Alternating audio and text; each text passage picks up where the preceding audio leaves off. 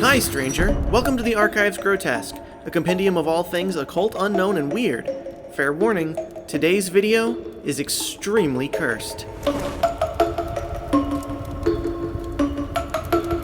Beelzebub is one of the best-known demons in the world. You might recognize him from William Golding's novel Lord of the Flies, or from the song Bohemian Rhapsody.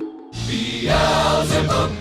As suggested by Golding's iconography, the name Beelzebub translates literally to Lord of the Flies. Influential works of demonology, like de Plancy's Dictionnaire Infernal, claim that the Canaanites worshipped him in the figure of a fly, which, by the way, isn't true.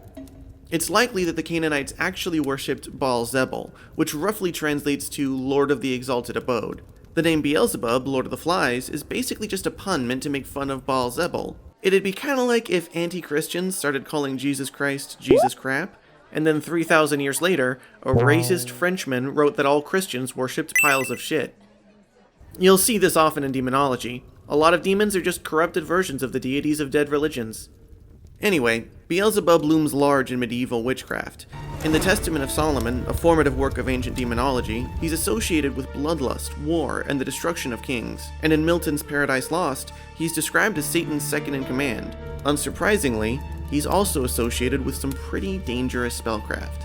That brings us to the Book of the Sacred Magic of Oberon, a legendary grimoire that influenced the occult practices of Aleister Crowley, among others. The rituals in the grimoire are extremely demanding and complex. Chastity and sobriety must be observed throughout many months of intense prayer, the burning of meticulously prepared incense, and the construction of special altars and even special buildings and rooms. These rituals open a channel of contact with powerful angels, after which a bevy of demons can safely be commanded to do the mage's bidding.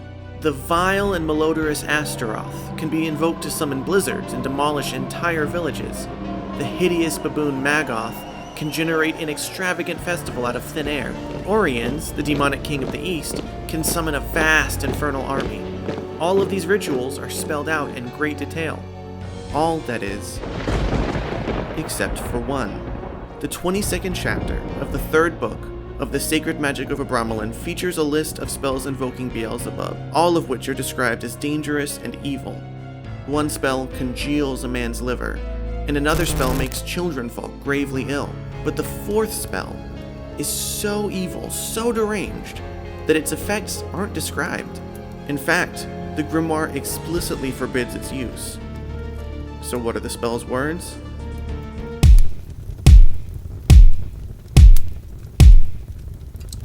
Sounds magic-y, but what do those words mean? Well, they're derived from Hebrew and Greek, and they translate roughly to overflowing lust, unceasing, devouring, worthless, subsume.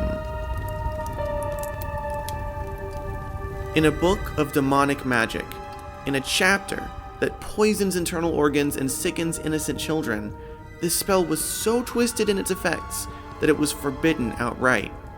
It's unclear what the spell was intended to accomplish. One version of the manuscript titled the spell "An der Scham erkranken," or to become sick with shame. Otherwise, all we have is our imagination.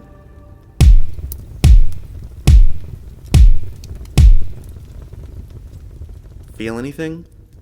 Oh well, it's time for the demon of the day.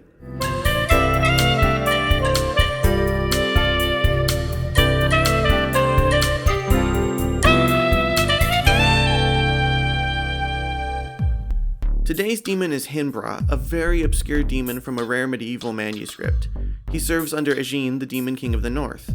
Hinbra is a giant with the power to confer dignities and friendship, but although he's towering in stature, his voice is so soft and delicate that it's nearly inaudible. That's right, in the medieval tradition, there's an ASMR demon.